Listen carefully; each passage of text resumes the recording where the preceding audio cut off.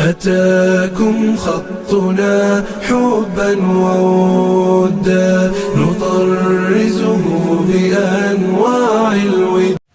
السلام عليكم ورحمة الله تعالى وبركاته، والصلاة والسلام على رسول الله صلى الله عليه وسلم. إخواني الكرام، مرحبا بكم في قناة مملكة أنوار الصالحين مع أخوكم الشيخ المغربي، وجمعة مباركة وتقبل الله منا ومنكم ومن الجميع. اليوم سر من الأسرار الروحانية لسورة ياسين المباركة، فائدة عظيمة وقوية ومجربة لجلب أحد الخدام أو الملوك من الجن لقضاء حاجتك بإذن الله سبحانه وتعالى. وهذا العمل كما قلنا مجرب، وشروطه النية والتوكل والنظافة، وتكون متوضئ. وعند الانتهاء بإذن الله سبحانه وتعالى تنام على طرفك الأيمن، وبإذن الله يأتيك ويخبرك كيف تتواصل معه لقضاء حوائجك بإذن الله سبحانه وتعالى. وهذا السر كما قلنا فهو مجرب. إذا فعلت ما قلته لك بإذن الله سبحانه وتعالى، وهي طريقة سهلة ولا تستغرق معك الوقت، ولكن لديها قوة عظيمة ولديها سر من الأسرار المخفية. وقبل أن نبدأ يا إخواني الكرام، وكما تعودنا، صلوا على الحبيب رسول الله صلى الله عليه وسلم. اللهم يا معلم موسى علمنا، ويا مفهم سليمان فهمنا، ويا مؤتي الحكمة الحكمة وفصل الخطاب آتينا الحكمة وفصل الخطاب. اللهم اجعل ألسنتنا عامرة بذكرك، وقلوبنا بخشيتك، وأسرارنا بطاعتك، إنك على كل شيء قدير، وحسبنا الله ونعم الوكيل. كما قلنا يا إخواني الكرام، فهذا السر من الأسرار العظيمة، ويحتاج إلى التوكل والنية والإصرار. إذا أردت أن تجلب هذا الخادم يجب أن تكون لديك نية بإذن الله. أولا يا إخواني الكرام، عندما تريد أن تنام، يعني حتى تريد أن تنام، لأنك عندما تنتهي مباشرة يجب أن تنام على عاتقك الأيمن مباشرة، يعني لا يمكن أن تفعل الفائدة أو تفعل هذا السر وتذهب لمكان آخر أو تتحدث إلى شخص آخر، أو يعني تذهب، يعني حتى لو كان القليل من الوقت لا يمكن يا إخواني الكرام، لأن هذا العمل حتى تريد أن تنام، يعني مباشرة من مكانك إلى نومك. المهم، أول شيء يجب أن تكون على نظافة وعلى طهارة، وتكون متوضئ، والمكان الذي تكون فيه يجب أن لا يكون فيه صور ولا مرآة حتى لا يبطل عنك العمل. ثم مباشرة تصلي على الحبيب، تصلي على الرسول صلى الله عليه وسلم بالصيغة التي تريد، ولكن 111 مرة، يعني بالصيغة التي تريد أنت.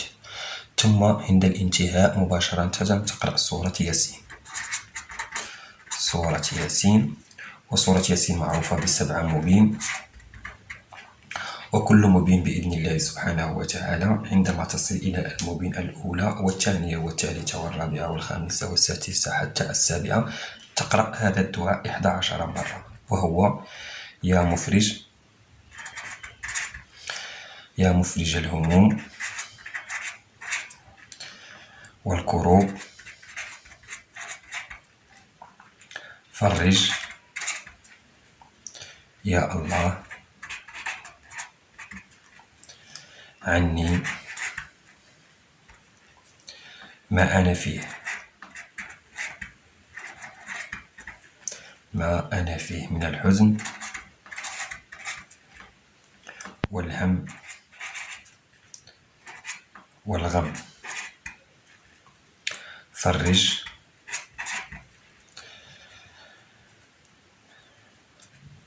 سريعا قريبا، يثلج الصدور، يا حي يا قيوم.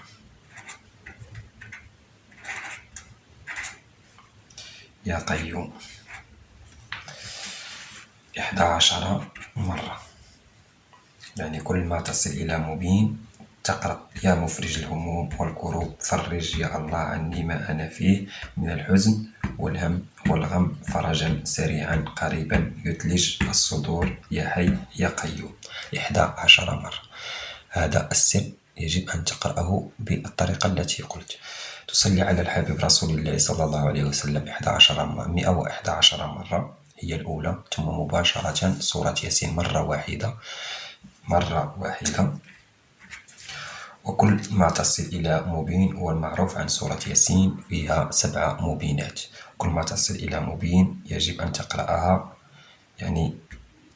11 مرة هذا الدعاء، وتصل إلى مبين الثانية تقرأها 11 مرة هذا الدعاء، تصل إلى مبين الثالثة كذلك، تصل إلى مبين الرابعة كذلك 11 مرة، تصل إلى المبين الخامسة كذلك 11 مرة، السادسة 11 مرة، والسابعة 11 مرة، حتى تنتهي السورة.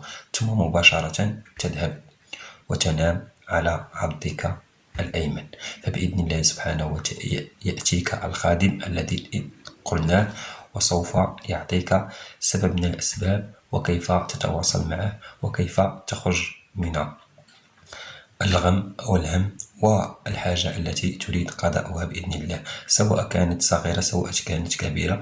والأهم في هذه الأشياء هو أن تعرف قوتك يا أخي الكريم.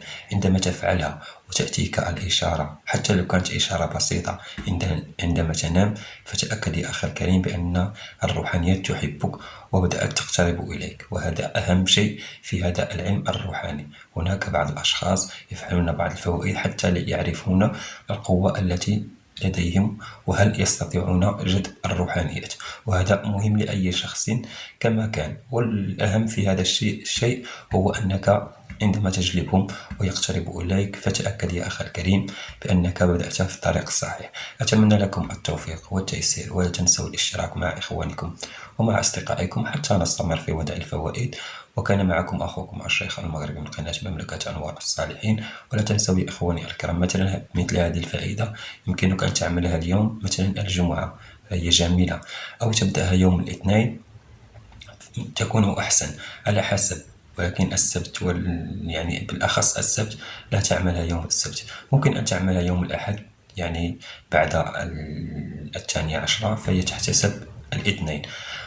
وكما قلت لكم هذا السر فهو سر مجرب، والسر من أسرار سورة ياسين.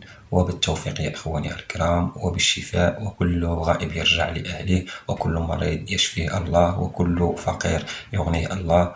وأتمنى لكم الصحة والعافية والعلاج من أي مرض كان، والعلاج من السحر والأسحار. وأتمنى لكم تحسين من الله سبحانه وتعالى. والسلام عليكم ورحمة الله تعالى وبركاته.